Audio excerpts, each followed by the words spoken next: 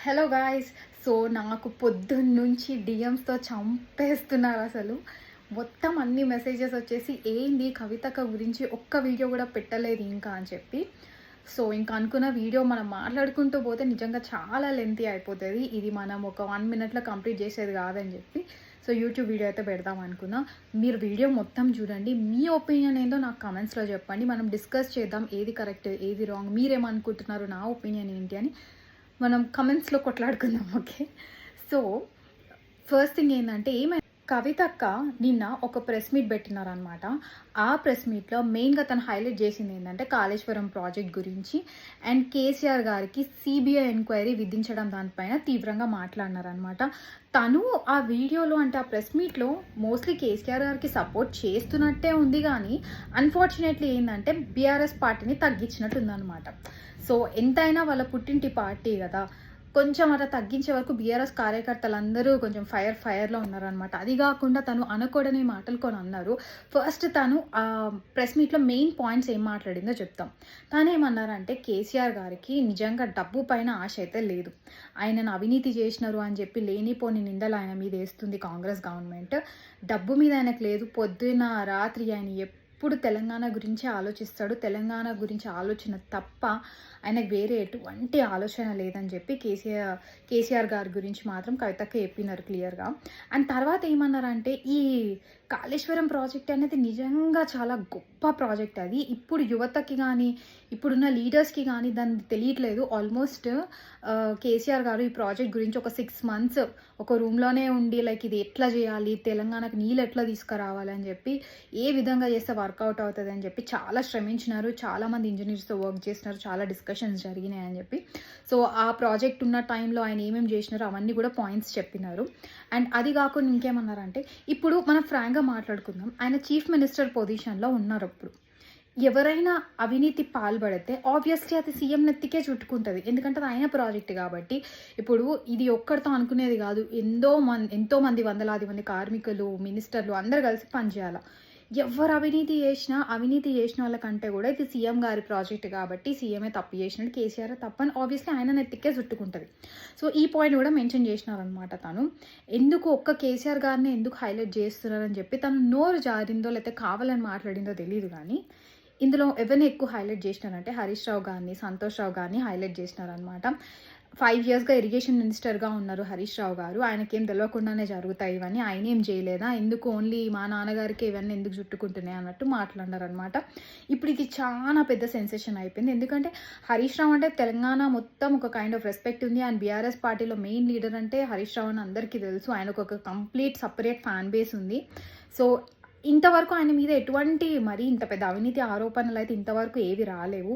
సడన్‌గా so KCR family నుండే main కవిత గారు ఇలాంటి ఆరోపణలు చేసే వరకు ఇది ఒక పెద్ద సెన్సేషన్ అయిపోయిందనమాట. ఇప్పుడు మనం ఫ్రాంక్‌గా కొన్ని మాట్లాడుకుందాం.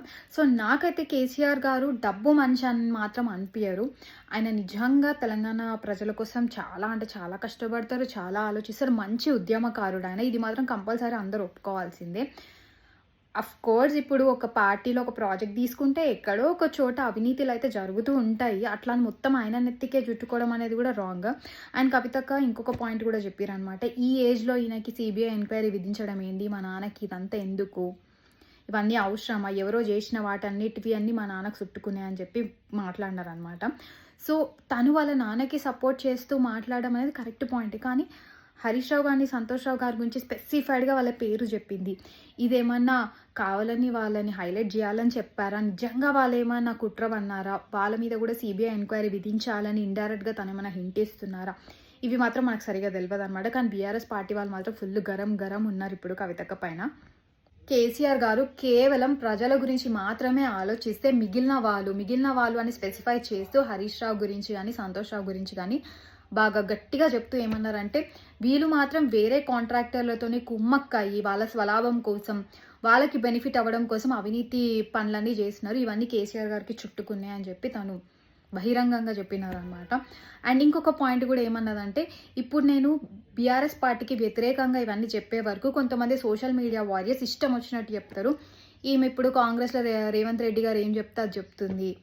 లేకపోతే బీజేపీ వాళ్ళు చెప్పమన్నట్టున్నారు అందుకే చెప్తుంది అని, వీళ్ళు చెప్పమన్నారు వాళ్ళు చెప్పమని అని పిచ్చి పిచ్చివన్నీ నా మీద రాయకండి. ఖబర్దార్ బిడ్డ, నేను కేసీఆర్ కూతుర్ని, ఒక్కడు చెప్తే నేను చెప్పా, నాకేం చెప్పాలనిపిస్తే నేను అది మాట్లాడతా అని గట్టిగా వార్నింగ్ ఇస్తూ చెప్పినారనమాట.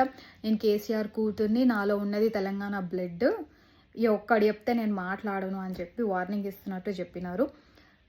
సో కవితకు నిన్న ప్రెస్ మీట్ పెట్టి ఇట్లా సంచలన వాక్యాలన్నీ చెప్పడం వల్ల బీఆర్ఎస్ పార్టీ వాళ్ళు ఫుల్ గరం ఉన్నారనమాట. ఫుల్ కోపంగా ఉన్నారు. చాలామంది నేతలు అయితే కవితకు ట్విట్టర్ నుంచి కానీ, ఇన్స్టాగ్రామ్ అకౌంట్స్ నుంచి, ఫేస్బుక్ అకౌంట్స్ నుంచి, అంటే సోషల్ మీడియాలో ఏవే ఉన్నాయో ఆ అకౌంట్స్ నుంచి అయితే చాలామంది నేతలు అయితే అన్ఫాలో కొట్టినారంట. అండ్ అంతేకాకుండా ఈ వాట్సాప్ అఫీషియల్ గ్రూప్స్ ఉంటాయి కదా, బీఆర్ఎస్ పార్టీ వాళ్ళ అఫీషియల్ గ్రూప్స్ నుంచి కూడా కవితకు సంబంధించిన వ్యక్తులు ఎవరైతే ఉన్నారో వాళ్ళందరినీ కూడా తీసేయడం జరిగిందంట. అండ్ అంతేకాకుండా ఇంటర్నల్ ఛానల్స్ నుంచి మనకు తెలిసిన సెన్సేషనల్ న్యూస్ ఏంటంటే మన బీఆర్ఎస్ పార్టీ నుండి కవితకి తాత్కాలికమైన సస్పెన్షన్ అయితే విధించినట్టు తెలుస్తుంది. సో ఒక అఫీషియల్ నోటీస్ అయితే వచ్చింది. ఇది ఎంతవరకు నిజమో ఇంకా టైం ఉందన్నమాట అది మనకి అఫీషియల్గా అనౌన్స్ చేయడానికి. కొన్ని ఇంటర్నల్ ఛానల్స్ త్రూ అయితే మనకు తెలిసిన మ్యాటర్ ఇది. అఫ్ కోర్స్ కవితక్కలో వాళ్ళ తండ్రిని పొగిడినా కూడా బీఆర్ఎస్ పార్టీ నేతల గురించి ఇలా నెగిటివ్గా మాట్లాడడం వల్ల పార్టీ పరువు పోయినట్టే కదా. ఎంతైనా అలా ఏదో మాట్లాడి పుట్టింటి పరువు తీసినట్టు అయిపోయిందని చాలామంది మాట్లాడుతున్నారు అనమాట. సో తను ఇచ్చిన ప్రెస్ మీట్ తర్వాత చాలా అల్లకల్లోలంగా ఉంది బీఆర్ఎస్ పార్టీలో. అయితే ఏమవుతుందో చూడాలి ఇంకా. నా ఒపీనియన్ ప్రకారం అయితే ఎంతైనా తను ఆ పార్టీ మెంబర్. సో తను తండ్రిని కాపాడదామని, తండ్రి గురించి మాట్లాడదామని ఇండైరెక్ట్గా పార్టీ పరువు తీసినట్టే అనిపించింది. కొంచెం డిస్కస్ చేసుకొని ఏది నిజం ఏది అబద్ధం ప్రూఫ్స్తో సహా పెట్టుంటే బాగుండేది. బికాస్ తను ఏం ప్రూఫ్ లేకుండా జస్ట్ అట్లా హరీష్ రావు గారు ఇరిగేషన్ మినిస్టర్, ఆయన ఏమేమి చేసినారు, సంతోష్ రావు గారు వీళ్ళు కాంట్రాక్టర్లతో కలిసి ఏమేమో కుమ్మక్ చేసినారని ఇట్లా ఏది పడితే అది మాట్లాడడం కంటే కూడా ఏమైనా తన దగ్గర గట్టి ప్రూఫ్స్ ఉండుంటే మాట్లాడుంటే బాగుండేది అని అనిపిస్తుంది. అండ్ మళ్ళీ ఇంకో వైపు నాకేమనిపిస్తుంది అంటే నిజంగా అవినీతి జరుగుంటేనే కదా ఇంత కాన్ఫిడెంట్గా వాళ్ళ పేర్లు చెప్తుంది, వాళ్ళ మీద కూడా ఒక సిబిఐ ఎంక్వైరీ విధించాలని ఇంత స్ట్రాంగ్గా చెప్తుంది అంటే మేబీ వాళ్ళు నిజంగానే ఏదైనా చేసి ఉంటారని ఇంకో సైడ్ కూడా అనిపిస్తుంది. ఏదనుకున్నా కూడా మన ఇంటి పరువు మనం తీసుకోం కదా.